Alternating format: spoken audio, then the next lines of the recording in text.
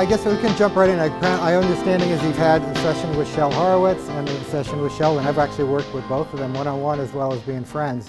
And I believe in that work that you've probably done quite a bit. It wasn't that long ago that putting up a website was enough. I mean, when I say not that long ago, 2000, 2001, 2002. But now I think it's more important than ever to really step back and look at the big picture and the way all these different components of digital marketing, as I call them for lack of a better term, are tied together. So, but I always look at the website as the hub, and we'll talk about that a little bit. But there are a lot of different pieces, and some of these may or may not apply, things like mobile marketing. But you start with a website, then of course you have to get people to the website. And a lot of people think, well, if I get enough traffic, then I'll get some sales. But there are a lot of different ways to get traffic to a website now. If you think about there's over probably 2 billion web pages as of last week. You talk about the needle in the haystack. So one of the things you got to think about is traffic is fine. A lot of people think traffic is great or high rankings is really good, and that's all nice stuff to have. Then a lot of people swear that it's about conversions. How many people come to my website, do what I want them to do. And that sounds like that's the answer too, but it's really about profit. I mean, you can have a lot of traffic, a lot of high rankings and a lot of conversions and still lose money. Or not make money. So ultimately it's about profit. So we want to think about what kind of traffic do we want to have to come to our websites. And in the work that I imagine you've done about identifying your niches and your ideal client, how do we find those people online? Well, isn't the web worldwide? Well, yes and no. The biggest change in the web in the last 3 to 4 years has been the ability to reach out locally and find customers within a 12 to 20 mile radius. And you can pretty much, I'd say anything starting from 12 miles out, you can actually target that way. And you can do it in a variety of ways. You can do it by content for one, and we can talk about some very specific ways that you can optimize your website for a local market. We just did it for our company, and it's amazing the effects that it had. But we also want to think about what about all these other pieces, social media, which we're probably going to talk about a fair amount today in this part of the presentation, because that's got so much interest. And I think especially with sustainability, social media has done really well since day one for businesses who communicate a value that they really hold at their core. And I think, from my understanding, that that's what you guys are all about. Not-for-profits have done especially well with social media because there's a level of transparency and honesty that comes across sooner or later. So if you're going out there representing something that you're not, that very quickly becomes evident to the users out there. But then there are other things like that. How do your customers interact with you? Well, I imagine if you're an electrician or a builder, I can't click add to cart and buy something online, right? So I'm probably going to call you, or am I going to send in a lead form? Do you have forms on your website that I might fill out, or email you? All right, well, how do I know that the traffic that I got is responsible for that, that conversion, if you will? We call it attribution. How do you attribute the marketing efforts to the action that you want? So we'll talk a little bit about that. We can actually now today on the web track phone call leads. So if somebody comes to your website and calls you and you're doing some paid advertising, you can actually tell, wow, I spent $500 and I got 20 phone calls and I closed 2 deals. So you can actually get that granular on even that kind of technology. Public relations, even in a local market, there are a lot of opportunities there. Social media and public relations are very, very much tied together. Local market optimization is what I really want you guys to focus on today. So when we roll up our sleeves and get to work, I'll be happy to help you with some very specific things each of you can take away and start doing tomorrow. There's the hottest thing on social media today is Foursquare. Anybody has heard of that? It's a thing where basically it's a locally driven network, and you get on your iPhone or your Android or whatever, and you basically you say, I'm checking into a business, so I'm going to Friendly's. Hey, I'm at Friendly's, and the person who checks into that business the most becomes the mayor of that business. And it speaks to one of the things that I think makes social media work. in public relations work. I think it all comes down to attention. Everybody wants attention. You know, the world's gotten bigger. So very easily you can become a mayor, and businesses are smart and they're starting to have mayor promotions, you know, so the mayor gets a free ice cream with their lunch or something like that. There's a lot of that kind of stuff going out there. So what I like about all this is that it's a relatively low-cost way to market your business. However, let me step back. I think the biggest misnomer is social media marketing, because really social media isn't about marketing. It's about a conversation, about engaging and communicating with an audience. If you just go out there to kind of promote yourself, you'll get shut down so quickly it's going to hurt. You got to be careful how you do it. And when we sit down together, we'll actually go through the process of how do we get into social media in the appropriate way so that it's not only profitable for my business, but also that it doesn't chew up a ton of time. Because while we like to say that it's free or no cost, if you value your time, you'll find very quickly that it can get very expensive. And we all have a lot of other things to do. So one of the things I really preach, and I'm starting to practice more and more, is to really track every minute that I spend on social media. And ultimately, the goal of all this is the analytics one. This is my favorite part of the web. It's also the most dangerous. You know, the greatest part about the web is that everything is measurable. And the downside is everything's measurable. So you've got all this data, and how do you know what matters? You know, so we look for things we call key performance indicators. What are the 1, 2, or maybe 3 things that we should focus on? One of the biggest challenges I have with companies, I'm going to have this tomorrow because I'm going in to reveal and go over analytics for a site that gets a ton of traffic, is there's so much data, and you look at it, I always say data is not analysis, you know. So it's one thing to look at how many people came to my site and where they came from and what they did. It's another thing to take all that and make it so that it's actionable. So okay, based on this, I can do that. And that's the goal of all this, is to come out of this and be able to say, okay, I know this information, based on that I'm going to do this. And then we say, okay, based on the results of this, we're going to do that. And it's an endless circuit. You're constantly refining what you're doing. So you want to think about this as all these pieces working together. So we can talk about getting traffic from social media. We can talk about getting traffic from search engines. How many of you are thinking about email as a way to communicate with customers? 1, 2. Oh, wow, great. Okay. Email still is the highest ROI, dollar for dollar, of any direct marketing channel that's electronic right now. There's a lot of talk about email was going to go away because of social media with things like Twitter and Facebook and things like that, but that's not the case. It's still performing very well. But the idea is that it's integrated. So if you've picked a campaign, if you will, that's the term we'll use, if you're picking a focus and I want to go out with this message to this audience and promote it, you want to make sure that if you're doing it in email that you have something on the website that supports that, and that you have, you know, content and also search marketing. Are you capturing traffic of people using terms related to that? Are you pushing or are you pulling traffic?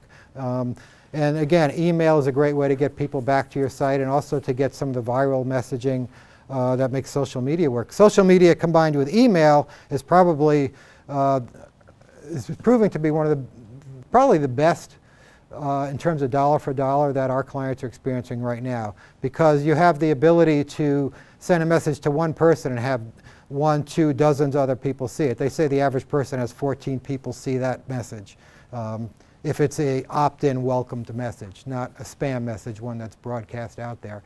So the idea of building your list is something, if you're thinking about email, is something you want to start thinking about today. Generally the challenge with email is you hear a commercial from Constant Contact or one of those guys on the radio. Email is great, but you need a list. So when do you start building that list and start maintaining it? That's something that that should be done immediately. Set up a simple spreadsheet. You don't need to get fancy with any of this stuff, but you want to have a systematic way of getting emails. And so we'll talk about ways to build a list too. Any questions at this point before I move on to? I don't know if you heard Rich's statement about, yeah, I get tons of marketing messages. That's what a spam folder's for. Okay.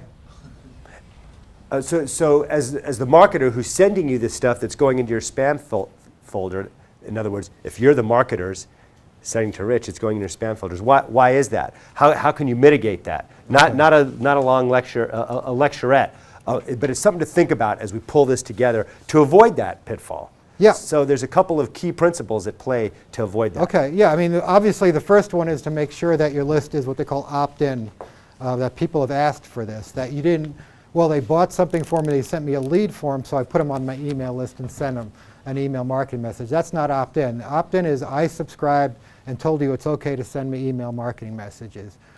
Two, you want to make sure that you're using an application designed to send out marketing email messages. A lot of people are still using Outlook to send out 100, 200 emails. They'll send them out in blocks of 10.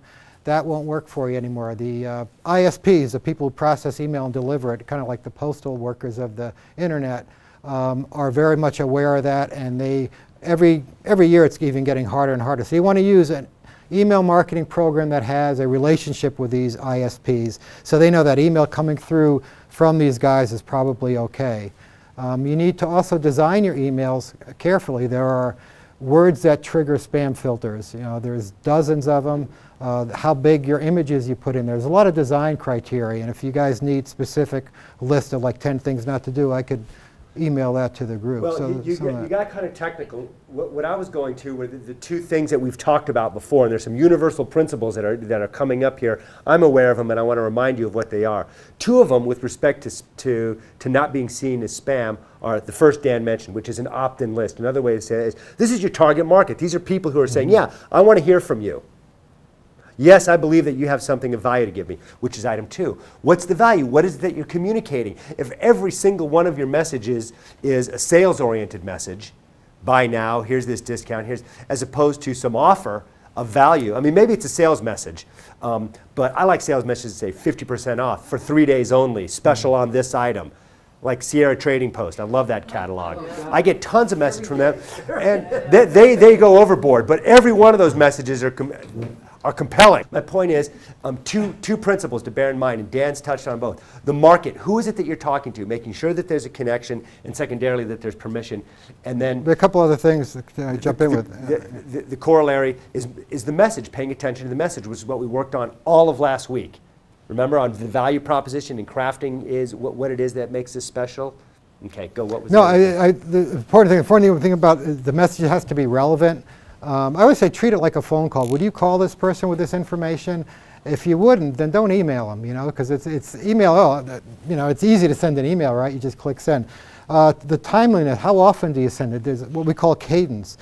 Just a quick aside, a cross pen, my mother used to be a writer, and I found her cross pen. It's like 20 years old. I sent it back to Cross Pens to get fixed, and they even know the sentimental value. I've been getting 2 email messages a week from the Cross Pen Company for the last 3 months, and I'm not blocking them because I'm fascinated by this. But you know, don't abuse it. If you're not going to call with the information, don't email it. That's a good standard. You know, personalize it. I always say treat it like a phone call. You know, if I wouldn't tell you this information face to face or on the phone, I'm not going to abuse the anonymity or the distance of an email inbox to send you stuff just because it's easy.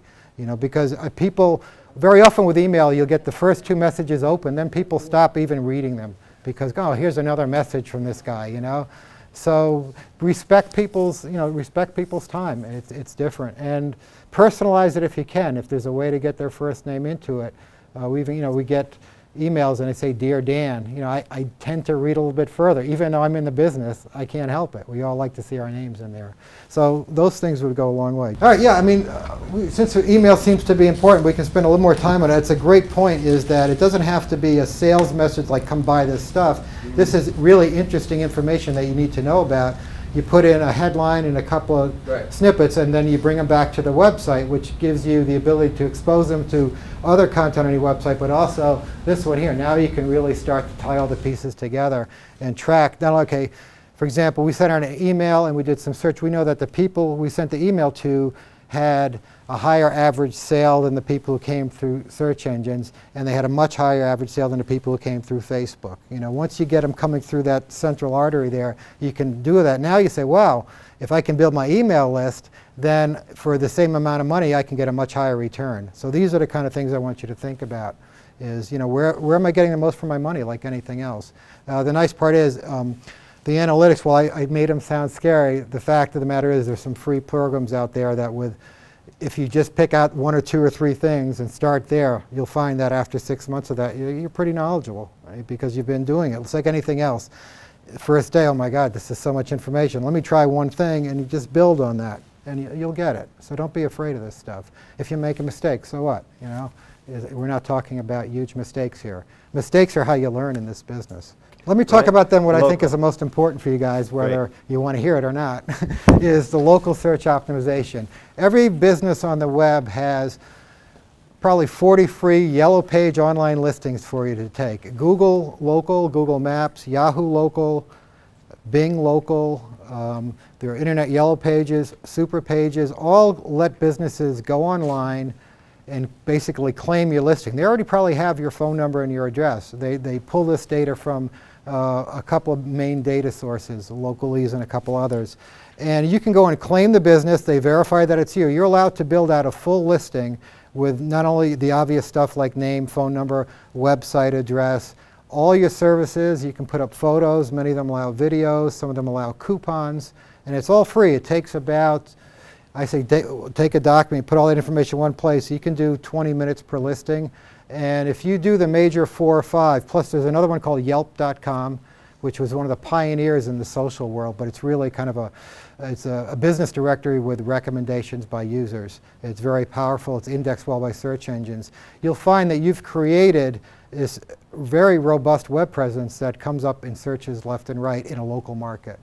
We had to change the name of our company about 1.5 years ago. It was the first thing we did was went to about 30 of these sites, and I'd say 40% of the web traffic we got was as a result of those listings, because people were searching for us, certainly by name, people that you meet from your offline efforts when you go out to Chamber of Commerce or networking or any of the associations you might belong to.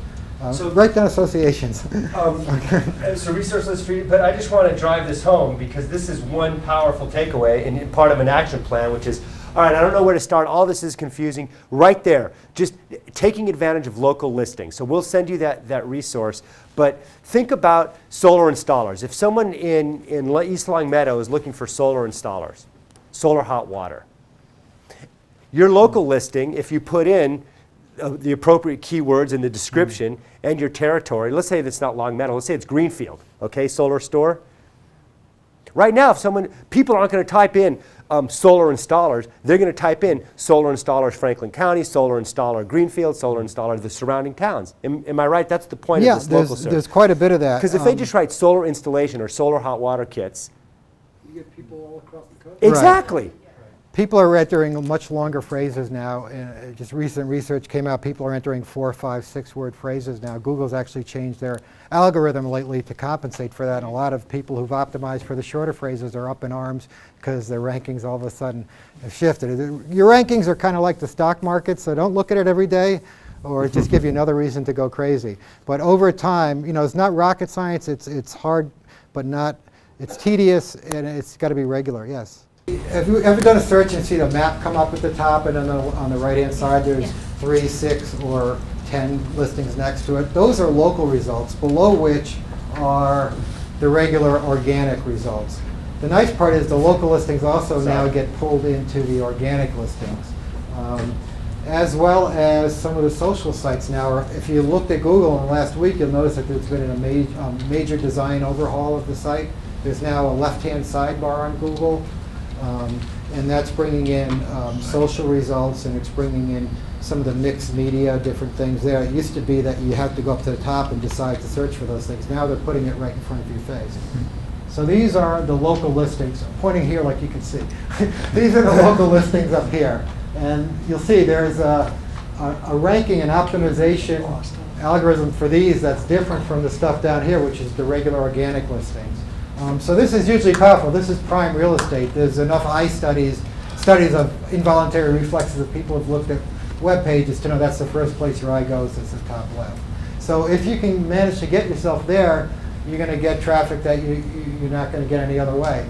So Dan, are you saying that it's possible that this restaurant, it's actually a city guide, who spent a lot of money on search engine optimization and pay-per-click, might perform worse than someone up here who didn't spend that money but simply went to Yelp, Bing, Yahoo, and Google and put in a local listing? Yeah, very possible. And the reason and that's free. Well, you know, you brought up an interesting point. Remember I talked about before is that a lot of times for broad categories of business, solar energy, electricians, anything in the directory, I call them yellow page type businesses where there's a category with a lot of businesses, the web will bring up other directories. It's very hard to get a small business on page one on a broad term without a geographic descriptor. So they bring up all these directories, and you'll see that yellow pages will come up here. City Search is a big directory. Mass Menus, Boston 110 Best. These are all directories. But by getting yourself on all these different directories and getting on those things, you're actually going to get the exposure down there as well. All right, so we go to basically local.google.com, okay? Oh, so you just say Yeah, local you can do it. Put your business on Google Maps. Okay. Now you'll need an account, a Google account to get in there. Do you guys have a Google account? That's okay, I've got like 30 of them. That's where you start Google Maps. Yeah, that's where I would. Or you can go to Google, local.google.com. All right, so I logged in here to my Google Local Business Center, and now I already have listings up here for some clients. I'm going to add a new listing. But if you add us, that makes it. I can't add you because they have to verify Oh, I that see. you're the owner. Otherwise, your competitor or any jerk Yeah. could go in there Okay. and say you're closed every day but Sunday and you're not even sure. But, you know, so you do. You go in here So and you you have to have an account and. You need, all you need, it's free, you get a Google account. When you go Yeah. to Bing, you'll be asked to get a Windows Live ID. It's very intuitive. Okay. There's three different things, so let's talk about them separately. They're local search engines, Google, Yahoo, Bing, AOL. Yelp. There are sites like Yelp, which are communities, if you will. There's Yelp, City Search, things like that. They're internet yellow pages, like yellowpages.com. Yeah, but don't you have to pay for those? No, they're all free. You all get a free listing on them. They have premium listings available, but they're not necessary. Very difficult for businesses now to determine what books do I need to be into, and then because of the way it's kind of like the voting gerrymandering, you know, if you want to have, you get half your clients over in the next zip code, then you have to go into another book, and then you have to double your expense. The other thing about a Yellow Page ad is you put the ad in, you're in there for a year. If you get something wrong, you know, it's stuck there for a year, or even worse, most people, I had a lot of years in retail consulting, the average store owner would try to tell everything in the world, you know, I'm paying for this ad for the year, you know, so I'm going to tell them every service I do, even if I do it only 2 days a year and don't make much money on it, it's going in there. And what happens is the ad gets cluttered, there's no focus, there's no room for a tagline, a message. So, you know, it's not a great place. So this is free other than the time it takes to sit down and do it. Another example is like Craigslist too. Craigslist is awesome. Yeah, That's so where I here, get like pretty much all my business. Super Pages is a big one, and they, Yeah, I got a curious, Craigslist, by the way, how do you renew it I seems like I see some electricians literally renew their ad every day. What I do is I have multiple ads, Right. and Okay. I rotate them. Well, So see, you that's- have to word things a little differently. that's to the point I was trying to make earlier when you Yeah. talked about putting a Yellow Page ad in for the year, right? You're stuck with it. Right. Online, you can go, and I can go in and change my Google listing. Wow, it's, you know, holiday time coming up. Maybe that's a big season in my business. I could put holiday messages and pictures up there. And I can do that on as many. Also, Google Local has tremendous reporting. They'll tell you where people came from who looked at your listing, all kinds of information that's phenomenal. So not only are you getting exposure, but you're getting some business intelligence that you can't get any other way. And is this the Google Local? We just went to Google Local. I didn't see any point in filling out all those forms, Yeah, oh, but yeah. be happy to. But no, Super Pages, if you're going to pick another one, you know, if you want to pick 5 to get started, we'll send you the list, and again, it's just taking the time to do it. You know what a great way to do is do a search for what you'd like to get found for. See if there are any directories that come up. Can I get on that directory for free? It's that simple, you know. That's what I do when I'm looking for places to put our business. Trade associations are great, absolutely, absolutely. You could get relisted on that directory. Yeah, especially the other thing that we want to talk about, I want to shift to social a little bit. How many of you are familiar at least with Twitter? Anybody use it?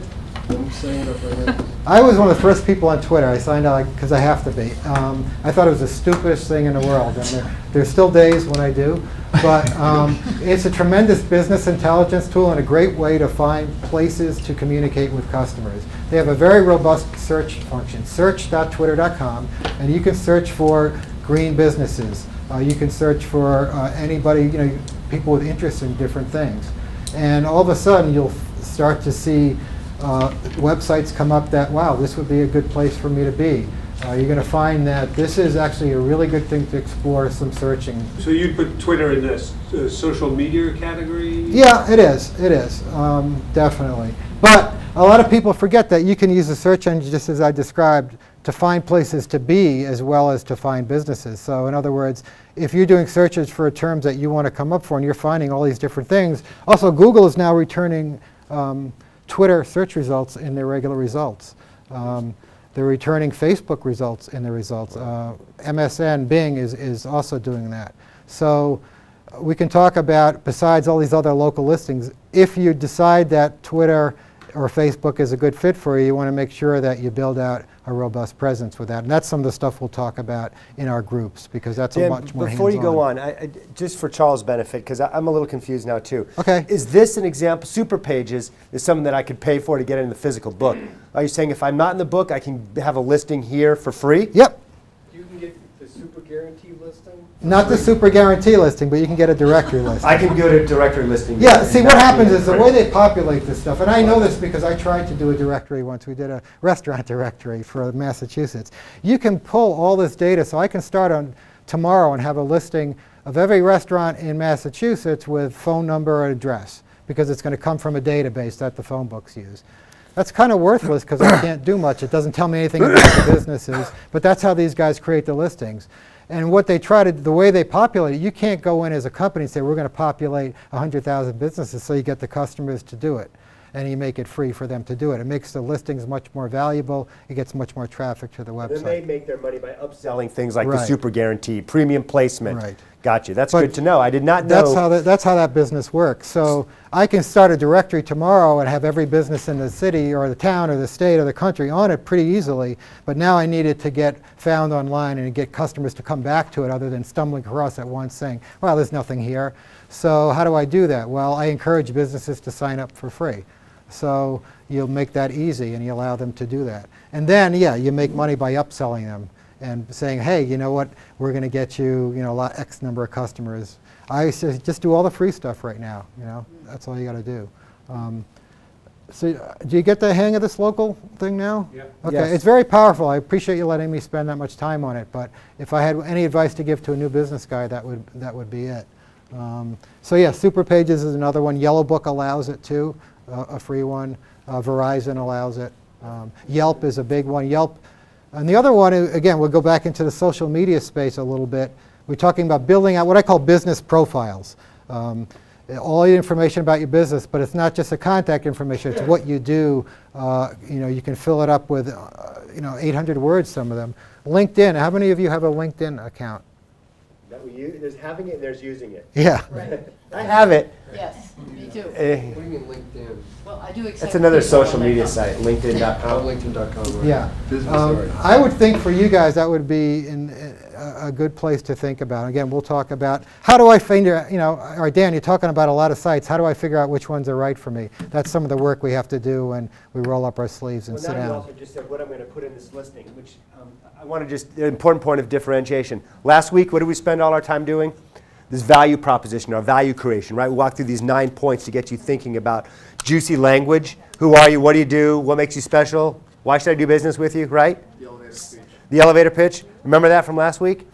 That's not what, is that, I presume, not goes on these directories. It What can. goes on these directories, but if I'm limited to 200, 800, 500 words, is that where I want to be paying attention to keyword-laden descriptions as opposed to what I walk them through, which is other language about selling your process and That's a great question. solving I results? think both. I You think think both. both? Because Okay. ultimately, people are going to look at this. The keywords aren't that interesting.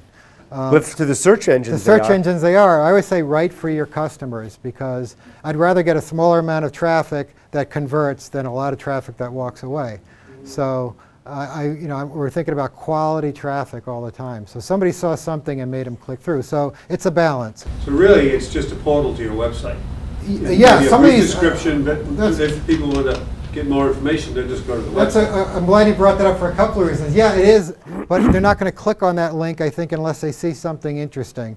So, And they won't click on it if it's on page 2. So part of writing that detailed, rich profile is so it raises itself in the rankings of those directories. and a couple of the other things, most of these sites allow reviews as well. don't write your own reviews. They're pretty smart. They're way smarter than I am anyway. They have ways, actually Yelp, for example, has an algorithm that can pretty much spot a bad review like a teacher can spot plagiarisms. You have friends, you have colleagues, you have happy customers, and you know, very often you say, you know, I'm trying to, you know, increase my visibility online. I appreciate what you said. Would you mind, you know, doing that? You'll be surprised how many customers would love to do that for you. Reviews help boost your ranking on these things too. It is very tempting to write your own, but just don't. I've done it. I do write them for some of my clients, but it's hard. It's hard. The other thing that you mentioned, Charles, is it, was it's a link to my website. One of the one of the major factors in why one website comes up over another one is how many links from quality sites point to it, link to that site. So I want my site to rank higher, everything else being equal. The more links I have from good sites, the higher up my goes, because it's like a third-party testimonial. Google looks at sites and go, wow, this Green Internet Group has 300 sites linking to it. That's other people who aren't getting paid telling them that this is a worthy site. And that's a very, very important part of their secret sauce. I don't claim to understand all of it, but that everybody knows is one of the biggest ones. That's why things like blogging are so powerful, because when you write a blog, very often you link to another site. Hey, I read this interesting article on www.dansite.com. Those links all point back to your site. Those are huge in elevating your website visibility, your ranking. And that is probably the most important thing you can do to optimize a website. You'll see some pretty awful websites rank high. They have a ton of links coming into them. That's one of the reasons Wikipedia is so everywhere, because it has millions of links pointing to it. So a lot of other reasons too, but that's a big one. So the point of all that is that many of these directories, those links count as links to your site. So the other advantage of doing this is, wow, now I have a site that had no links. Now I did 30, 40 of these directories. I've got, you know, not all of them count, but maybe half of them count. So now I've got 20 quality links pointing to my website. Your ranking starts to increase. So that's one of the things. I mean, search optimization is a whole nother topic, but that's a huge benefit of doing this as well. And that's one of the reasons it will come down in some of those other listings as well. Now, I think ultimately this is the biggest source of exposure for you guys. When you talk about the fusion piece of this, how can we work together as an entity to get exposure for all of us and let the customer decide who they want to call? In some cases you might be competitors, but more than likely than not, you're, you know, somewhat related. The same way in the wedding industry, the flower guy works with the photographer, works with a banquet hall. You know, start thinking about what are, you know, where is the food chain when people do I don't know what a project might be. I'm going to build a house with, you know, from scratch, and it's going to be all renewable and sustainable. Where do I start? You know, who's the first in the food chain? And then after that, who's the next guy who gets called in? When does the plumber and the electrician come, and the landscaper and, you know, the solar energy panel guy? Where do they fall in that thing? And start to think through that. And then, are there any associating directories out there that, you know, speak to those kind of shoppers? There's tons of those for people who are looking to build everything from log cabins to all kinds of homes, you know. So I would definitely look there. That would be huge for you guys. So, and the other thing, is there anything you can do as a group of guys in Greenfield together, you know, to work together? So a friend of mine is in a different business, but they're all pretty much, very much similar. They're in the same field, but they did different pieces of it. And so what they did was set up one website, and it's a group. So it's like we call it the Sustainable Energy Group, and there's a business profile for each business, a location thing. It cost them about $300 to do, because it was so, you know, because the technology is cheap, so don't get scared by that. But now all of a sudden they have 10 times as much content as they would individually. They have links from all their sites pointing to this thing.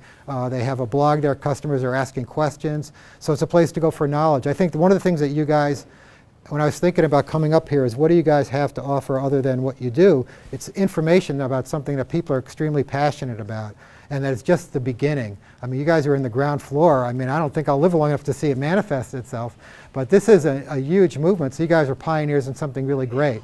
So I would approach it that way, in that share your knowledge, you know, and share the benefits of this. I think a lot of people are still kind of confused about, well, we think short term, you know, what's the benefit of this, doing this kind of stuff? All I can think about is, well, this is cheaper and that's cheaper. How does this play into our better society, a better world for our kids, a better world while we're here. All those are things that you can write about, and I think doing that together could be huge. So don't be afraid of the technology. One of the great things about the web now is that technology has become very cheap. I mean, you can build quality websites, you can do blogs, forums for practically no money right now, other than like a hosting account. So I think that's really ultimately your benefit collectively to the world is huge. If we can find a way to harness that, and that's why I think social media has a lot of potential for you guys there. It's very possible to set up your own social network for $30 a month that's as robust as anything out there, where you can each have your own blogs, I'll show you one of those if you want to. It's incredible. Now all of a sudden you have a place to interact with customers, because one of the things I wanted to talk about is this, when we talked about social media earlier, was it's not about marketing, it's about conversation, interaction. So the best way to learn about, how do I interact with customers, you could easily do a blog search. You know how to do a blog search on Google, where you can go to Google and instead of searching the web, you can search blogs and type in your topic. This goes to, remember we talked about the value of the Solar Store is your deep industry knowledge, right? I mean, and your product knowledge and your ability to debunk myths and really take the mystery out of this for me and help me differentiate between this photovoltaic and that photovoltaic, because to me it's all the same and to you it absolutely isn't. So look at this, can solar power really save me on solar power? Like that is a topic I bet you could write about. And I bet you there's lots of other topics that you could write about, like the 5 biggest myths in solar power, in determining their return on investment for your home.